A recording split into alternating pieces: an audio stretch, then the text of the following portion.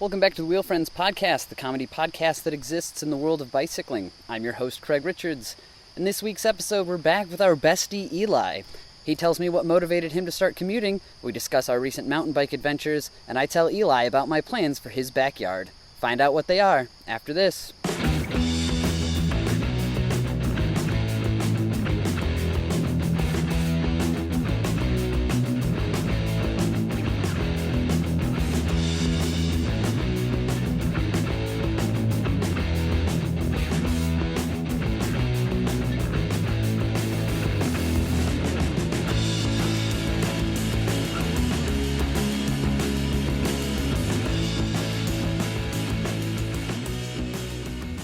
On Tuesday, August 22nd, I rode my bike up to Eli's to catch up. August seems to have been a busy month for everybody here in the Grand Rapids bike community, but things are finally starting to slow down for us. Eli hit a biking milestone on Monday after riding his bike to his job for the first time since he started working there. We sat down and he told me what finally motivated him to bike to work. I pass out Sunday at 6 o'clock at night, wake up Monday at 6 o'clock in the morning, no recollection of the day before.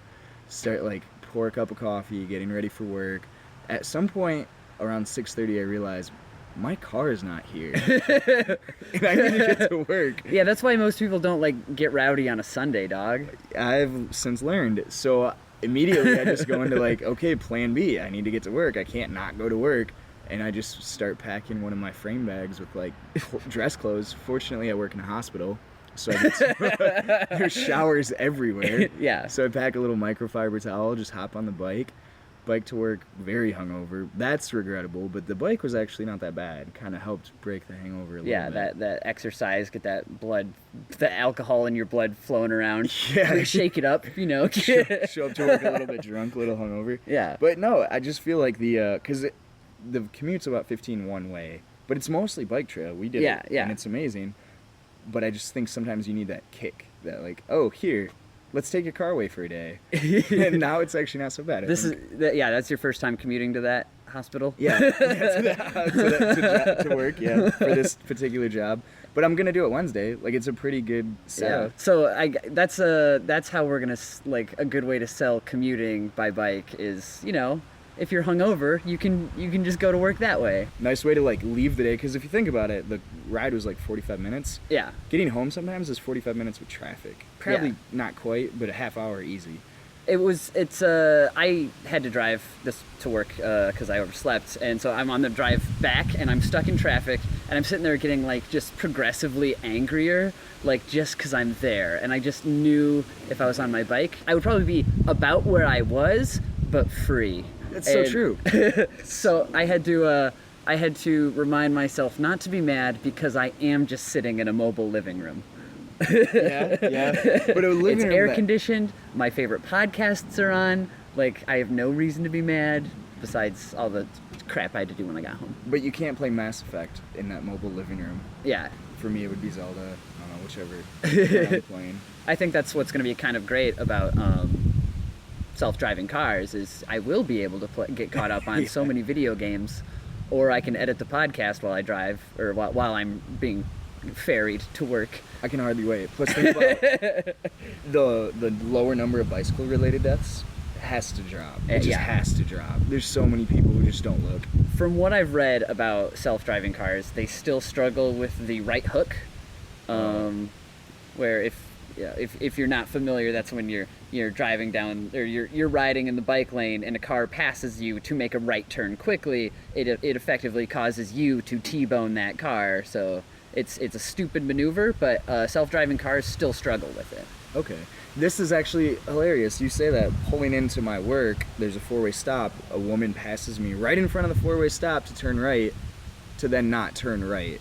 So, but she's physically blocking me. So I had to bike around her because I had the right of way. So that was... Some people forget. Yeah. That's one of the reasons I think bikes shouldn't be in the toy section of department stores, because I don't like people getting that mentality that bikes are toys. But ooh, I've never. That's a hot take. That's actually very hot take. I like that a lot. Speaking of hot takes, I will say after commuting to work on Monday, Sharrows are the absolute fucking worst. A Sharrow is a shared lane marking that is typically painted on the surface of the street. It usually depicts a bicycle with some sort of arrows that indicate the direction the bicycle should be traveling. They have multiple design purposes. They assist cyclists in route planning. The space they occupy is usually in line with where a bicyclist will be riding and can help with lateral positioning on streets too narrow for bikes and motor vehicles to travel side by side. This alerts motorists and helps encourage them to pass when it's safe. It also reduces the incidence of a bicyclist riding the wrong way down the street. My main issue with them is that they just represent what people are already supposed to know. So either put a greater emphasis on bicycles and driver's training, or paint a Sharrow in every single right lane on every single road. Sharrows suck. They are so terrible. Sharrows are the dry hump of cycling infrastructure. Agreed. They do nothing. I got honked out riding over a Sharrow a couple weeks ago, and I was like, "Are you kidding me, lady? Like, I'm literally riding over a picture of a cyclist to show you that I'm going to be occupying the same space that the Sharrow will be, and I'm getting honked at." Oh my goodness. Education. People need to be educated. People gots to be educated. Matter at hand. Wahlfield. The safe biking, trail biking. Trail riding. No, allegedly safe. yeah. Allegedly safe for riding. Safe from vehicle mistakes. You are not safe from operator error. That's a very, very safe good way to put it. We've been, I hadn't gone to Wahlfield Park in like a year. And we went in a couple weeks ago, and this park, like, I ranked it as like a beginner park, like very, very low level, and it probably kind of still is. There's not like anything special about the features. A feature is basically anything you might come across when riding a trail. Some are natural and some are man-made. It's sort of like, it's just woodsy single track. You get your basic rocks and stump climbing, so you're not going to find like the bridges are wide enough to accommodate anybody. It's not like a narrow bridge that you're going to have to cross. But they seesaw, which is a lot of fun. There's that one seesaw section. Maybe it's not totally intermediate yet, but knowing what they're building going forward, I think it will be pretty close to intermediate, but it won't be as technical as, like, say, a Merrill. I do see some upgrades happening there. Absolutely. The second phase, so I guess to bring where I would say Wahlfield is starting to become a little bit intermediate, is the flow trail that they added. Well, let's talk about that dope-ass flow track. We've been tiptoeing around it. Absolutely. It's, so before its main highlight was that you could ride through some cornfields, which I thought was really sweet. Cornfield single track on clay is dope. It is badass. But that was its only real selling point. But yeah, they've added a 3-route flow track, which is pretty dope. A flow trail is a trail designed to have a good flow. Picture rolling hills instead of jagged mountains. Flow trails ride the terrain like roller coasters, which make them great for beginners and fun for riders with lots of experience. Typical features are banking turns, rolling terrain, occasional jumps, and easy to spot predictable surfaces. A flow track is basically the same, only in shorter loops that are easy to ride in a circuit. A flow trail may run through the woods, while a flow track might take up a large dedicated area. The first line in our flow track is the shortest. It also has the tightest turns and the shortest berms. You can't get super fast on it, or at least it's something you gotta build up to. Every time I took it, though, I found myself on the higher end of the berm than I would have liked to be. Well, that's I kept riding out of the berm, and it was driving me nuts. Well, that's not your fault or my fault or any. Like, everyone's doing that, and the reason why is that right now they're so sandy. Cause we haven't had enough rain. Super sandy. I bet it's better now because we've actually had rain the last week and a half, and so that clay is starting to harden the berms, from what I've been told. So that one's my least favorite. I have ridden that route the least. The second lane is, I would describe it as more flowy, definitely opportunities for big air, but cautious big air. Because you might get big air and then turn into a berm that goes sharp left or sharp right. Yeah, this is, it's a little longer than the first run, I think. Yes. It's a little wider. You have some more wiggle room for corrections. It's got some nice bumps that'll get you right over a hump into a berm, and so you get some really nice turns. But the final berm on it, I do not like, because that is entirely sand. You're right. And it's pretty important to remember where your body has been distributed, and that's the biggest takeaway I've learned from mountain biking the past 2 weeks is get out of that saddle and just move your booty. That's the secret to good mountain biking, is to shake your ass. Forward in the saddle is probably not a great idea. Unless you're climbing. Agreed. Then it's a great idea. If you want to sit around like you're on a lazy boy, ride a road bike. Oh gosh, some roadies would love If you that. want that full body mountain bike workout, get your ass moving. Agreed. Now line 3 Big money line. is big money line. Yeah. We are totally bonkers for line 3. It is the longest run, and you will get faster than all the others. It's introduces several tabletops. A tabletop looks like a trapezoid from the side and is either a box or a pile of dirt. You approach them from one side and have an opportunity to get air before landing on the exit ramp on the other side. You can also roll right over them. These are good for beginners like me who are learning to jump because there's no scary looking pit to fall into in the middle. And it's my understanding that when there is, that is called a gap. If there's an approach and a landing, but the gap between the two is pretty shallow, those are called doubles. That one is probably packed the firmest, so you can really cruise on it. So we're in our late 20s at this point. I didn't grow up jumping bikes, but I recently at that Niner demo when I took that full suspension off a jump, and it really changed the game for me. That audio unfortunately was lost, and we will never hear that podcast episode because I'm a doofus. So Great. Yeah, you missed me geeking out over this carbon fiber Niner. That's fine.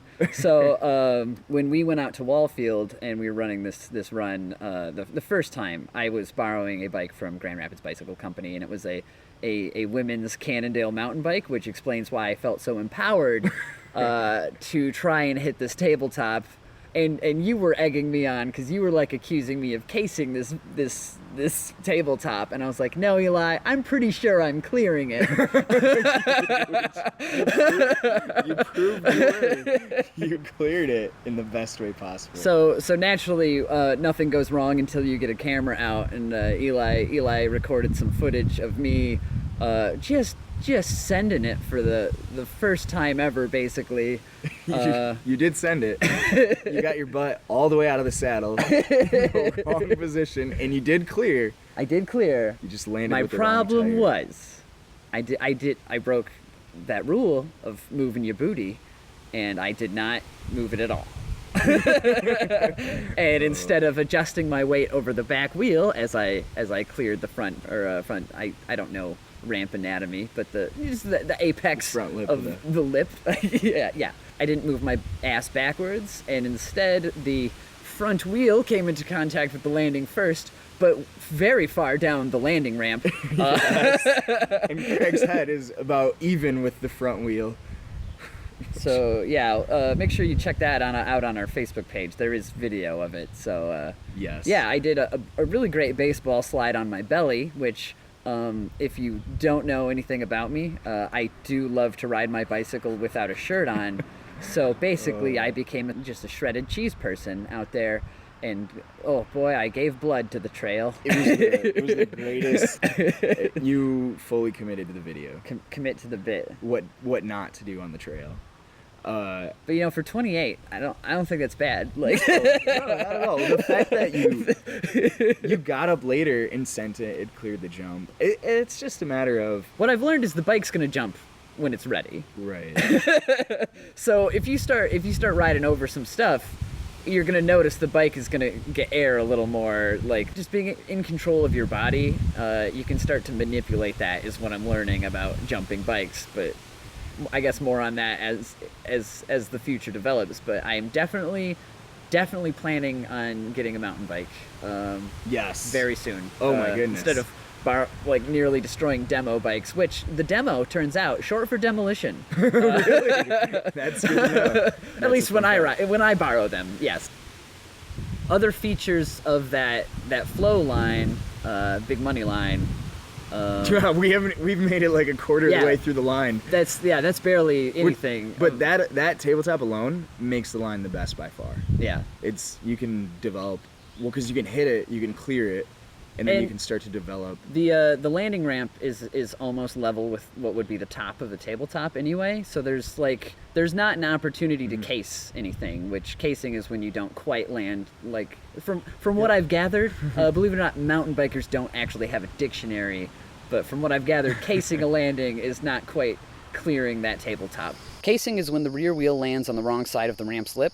With doubles and tabletops, this isn't too difficult to ride out of, but if you do this on a gap, you could completely stop your forward movement, and this could also make you crash.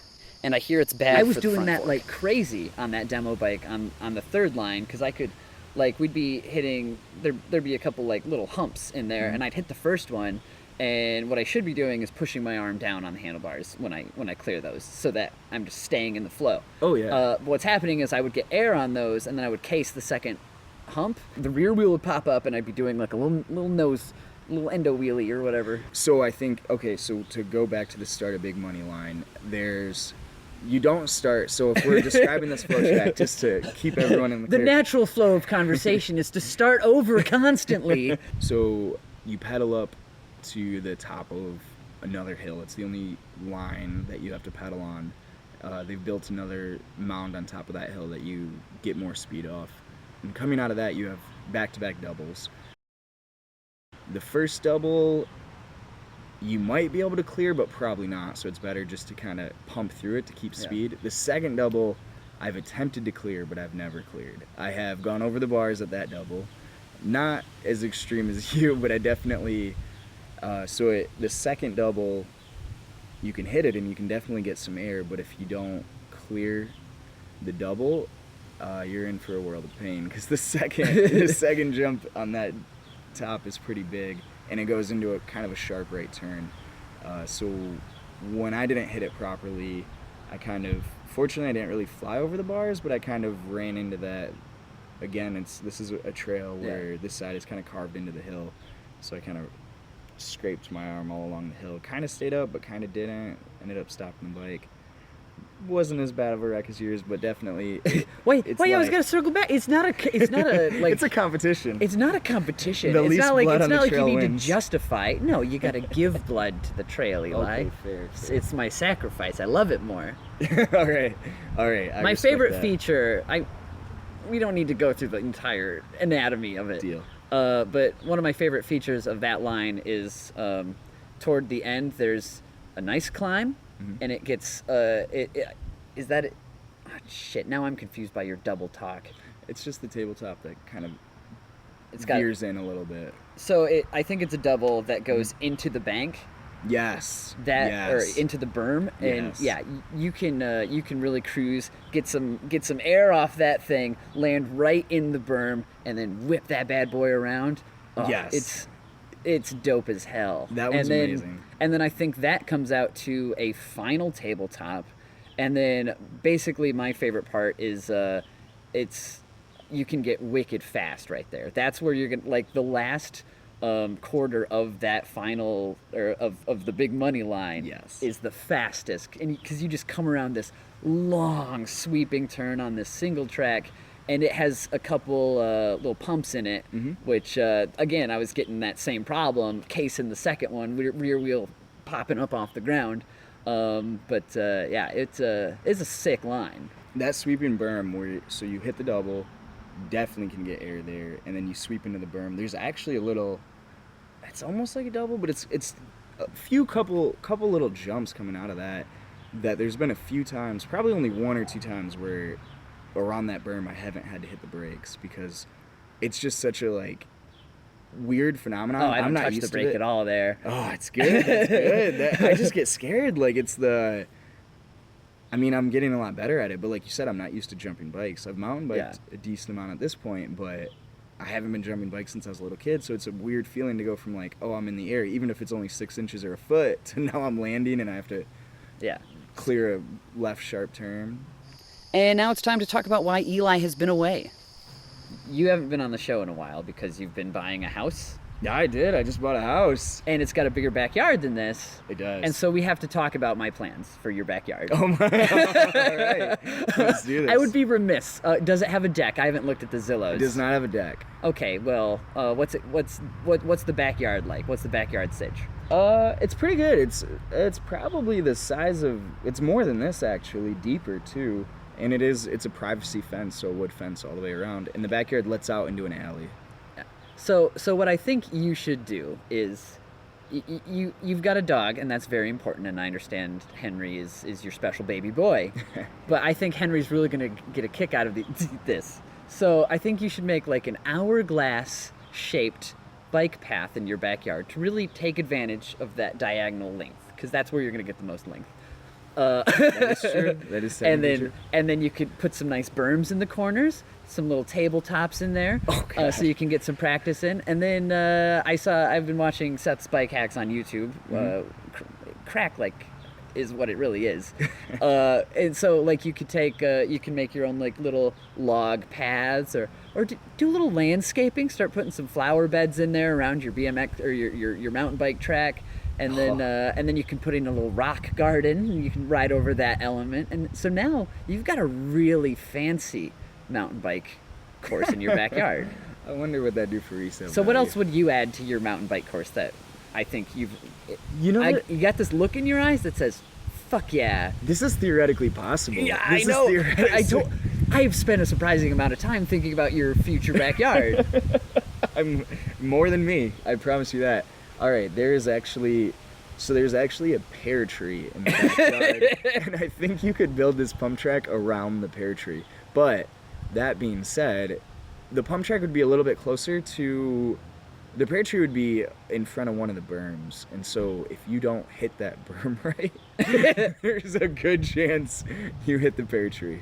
That, you know what that does? That just bumps this up from a beginner course to an intermediate. Just like that. Yeah. Oh, goodness. Well, the funny thing is, I don't know if you've ridden it, but there's a pump track at Canonsburg, which is actually a ton of fun, and it's not very big. Yeah. You could do something similar in a backyard the size of the backyard I have coming up.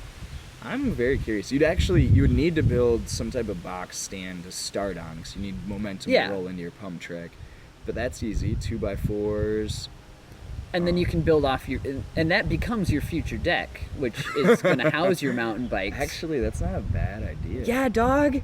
It's kind of crazy. You were like already at a no when you walked into this, but now look at this cell.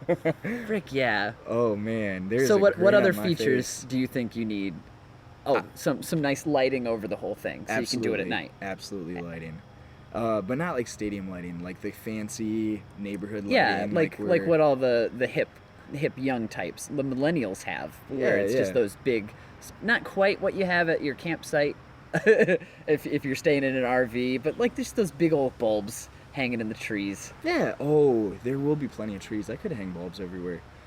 I wonder what else I should do. Man, this is really theoretically possible.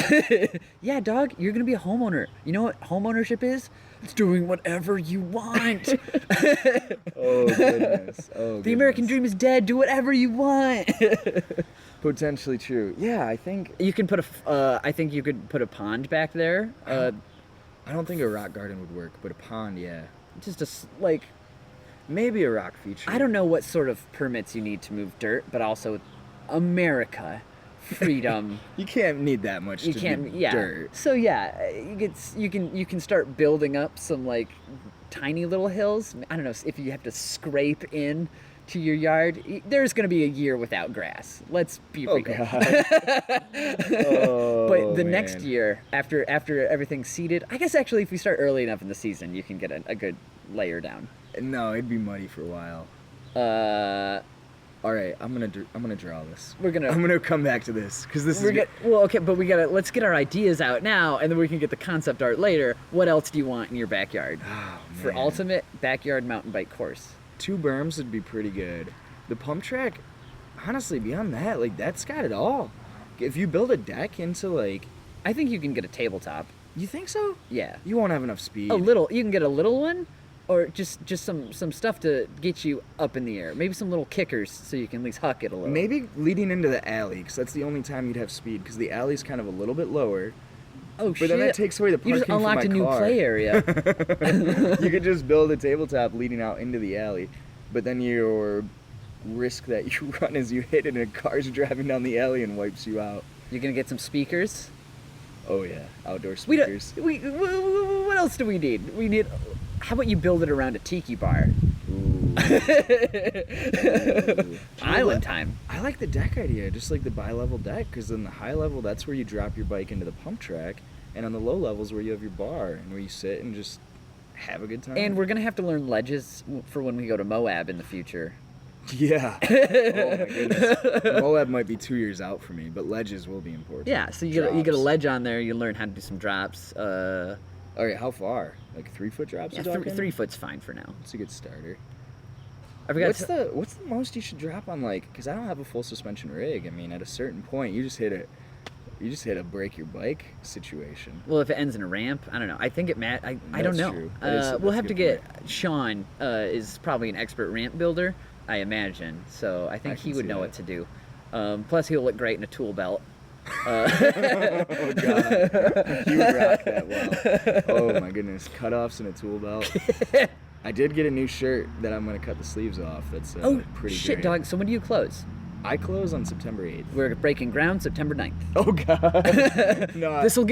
We'll get the muddy season out of the way, so then we can seed early in the spring. Oh my goodness. Oh my goodness. I'll have to Work on that tiki bar. Make I all closed those September 8th, training but elements. I move in October 8th. I gave him 30 days to get out. A Pretty whole- standard. Just drive some stakes into the ground, put a whole bunch of logs between those stakes, practice riding over a bunch of logs. Ooh. There you go. You can that's not see terrible. you can do backyard bike training. You actually really can. And it doesn't interrupt young Henry's play space. No, he'd love it. He'd love it more. See? He would run all over it. I was thinking more being an old man and, like, I don't know, building like a tomato garden and like boxes for those things. But Well, I guess you could do fit it both. into the space. yeah,